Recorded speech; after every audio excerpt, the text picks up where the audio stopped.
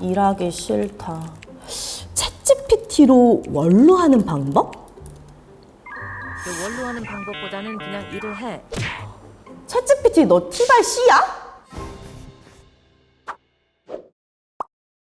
안녕하세요, 디에디트 에디터 A입니다. 제가 지난번에 챗GPT로 외국어 공부를 해봤잖아요. 그 영상 정말 알차지 않았나요?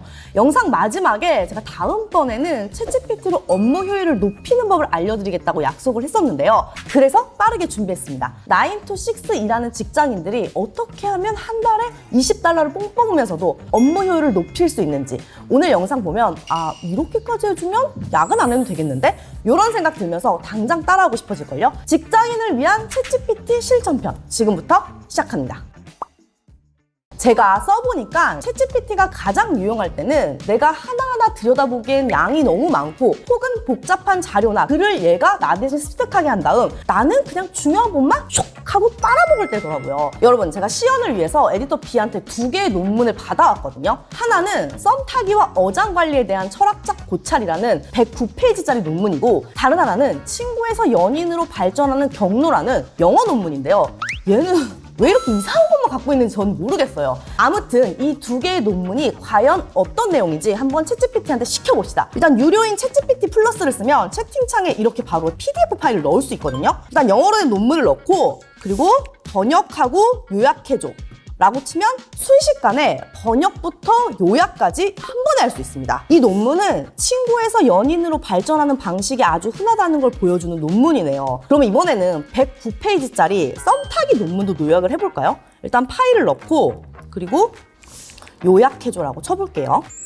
여러분, 100페이지가 넘는 논문을 아주 단순하게 요약을 해주긴 했는데, 솔직히 이 정도로 요약을 한다는 건 이 논문을 쓰신 최성우 교수님께 너무 모욕적인 일이 될 것 같거든요. 저는 논문처럼 복잡하고 많은 자료를 요약할 땐 챗GPT한테 제텔 카스템 방식으로 요약해줘 라고 요청합니다. 챗GPT한테 방금 보낸 논문을 제텔 카스템 방식으로 요약해줘 라고 해볼게요. 짠! 그럼 이렇게 훨씬 더 체계적이고 구체적으로 요약을 해주는 게 보이죠? 그럼 아까 영어 논문도 한번 해볼까요? 처음 보낸 논문도 제텔 카스텐 방식으로 요약해줘 라고 치면 짜잔! 보세요. 이걸로 대충 논문의 구성을 파악할 수 있습니다. 혹은 이게 좀 딱딱하다 싶잖아요. 그러면은 위 내용을 조금 더 쉽고 유머러스하게 요약해줘 라고 시켜보면, 보세요. 친구, 연인, 최고의 루트. 친구로 시작해서 연인이 되는 게 짱임! 와, 여러분 보셨죠? 진짜 놀랍지 않습니까? 여러분, 이 제텔 카스템 방식이 뭐냐면요, 1950년 독일 사회학자가 시작한 노트 시스템인데요. 메모를 체계적으로 연결하고 정리할 수 있는 방식이에요. 메모를 좀 하는 사람에게는 이미 되게 잘 알려진 방식이기도 하고요.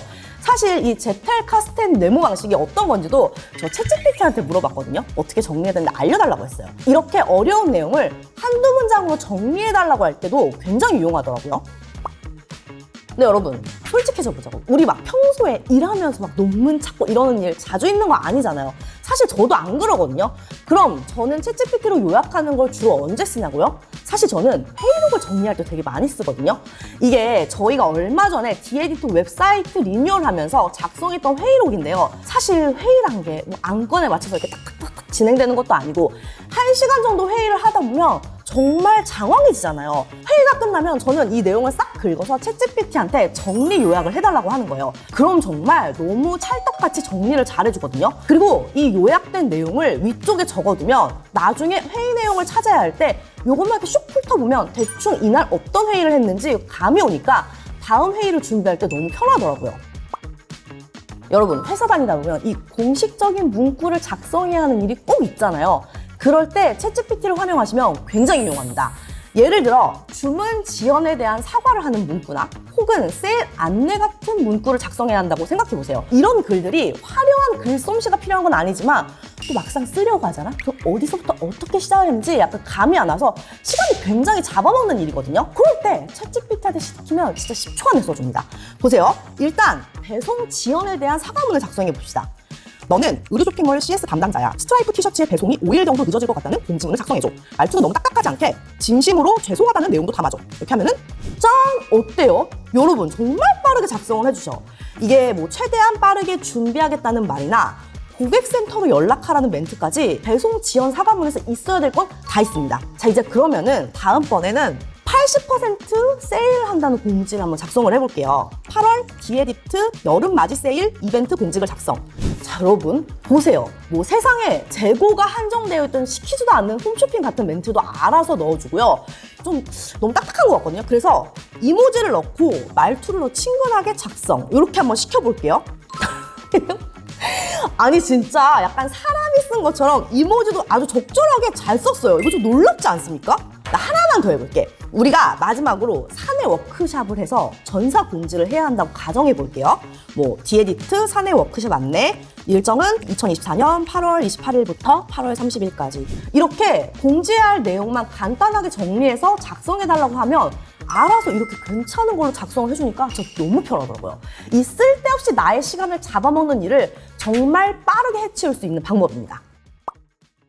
자, 여러분 지금부터는 심화편입니다.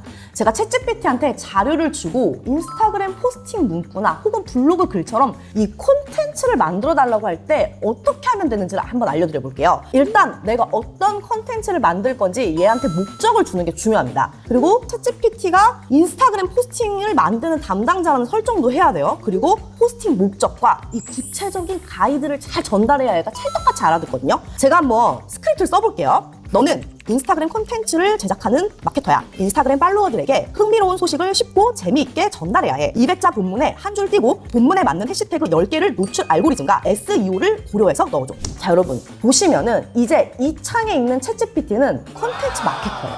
앞으로는 이 채팅방에서는 필요한 자료만 넣으면 아주 빠르게 내가 원하는 인스타그램 포스팅 문구를 자판기처럼 이렇게 폭폭폭폭 뱉는 거죠. 한번 해볼게요. 자, 뭘 올려볼까? 여러분 최근에 이 성수역 이름을 올리브영이 산 거 알고 있었어요? 이 소식을 디에디트 인스타그램에 올려볼 건데요. 제가 아까 멘트를 쳐서 이 챗GPT가 어떻게 인스타그램 포스팅 멘트를 작성해야 되는지는 알고 있단 말이에요. 그러면은 그 다음부터는 이 채팅창에 자료나 링크를 넣고 그냥 인스타그램 포스팅 작성해줘 라고 하기만 하거든요. 제가 뉴스 기사 링크를 넣고 인스타그램 포스팅 작성해줘 이렇게 한번 해볼게요. 오, 여러분 이렇게 나왔는데 약간 마음에 안 들어. 그러면은 다시 요청하면 돼요. 다시 써줘. 조금 더 재미있게. 이렇게 하면은 보세요. 조금 더 나아졌죠.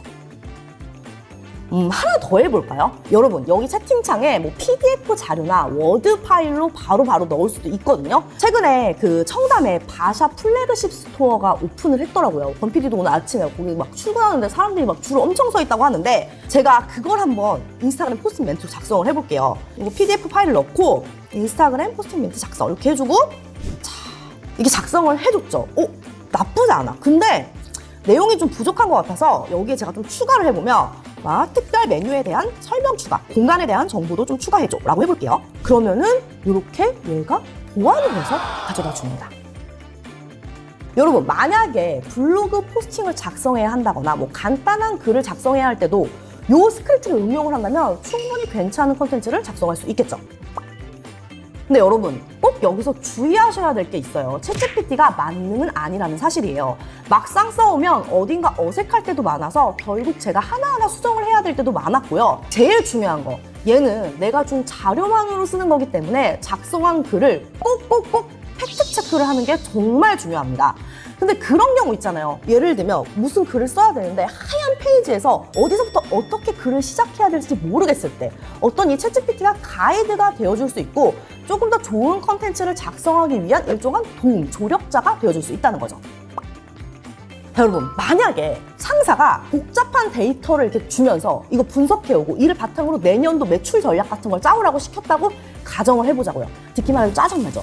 이런 복잡한 일을 챗GPT가 대신해 줄 수 있다면 얼마나 개꿀이겠어요? 데이터를 분석하고 그래프까지 아주 예쁘게 그려준다면 상상만 해도 이 직장인들에게 너무나 달콤한 상상 아닌가요? 제가 지금 요거는 가짜로 만들어 본 자동차 부품 분기별 판매 보고서인데요. 저 같은 사람은 이렇게 숫자가 많으면 보는 것만으로도 약간 머리가 아프고 오바이트가 나오거든요. 자, 그러면은 요거를 한번 분석을 해볼게요. 일단 챗GPT한테 파일을 넣어요. 엑셀 파일을 그냥 넣고 이 표를 분석해서 가장 매출이 높은 항목을 알려주고 전체적인 데이터를 한 문단으로 분석해줘 라고 해볼게요. 짜잔! 그러면은 이렇게 분석을 해주는데요. 보세요.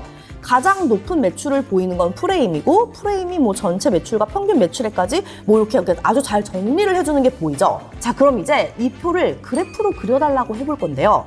각 제품의 분기별 매출을 확인할 수 있는 그래프를 그려줘. 짠! 이렇게 그래프를 그려줍니다.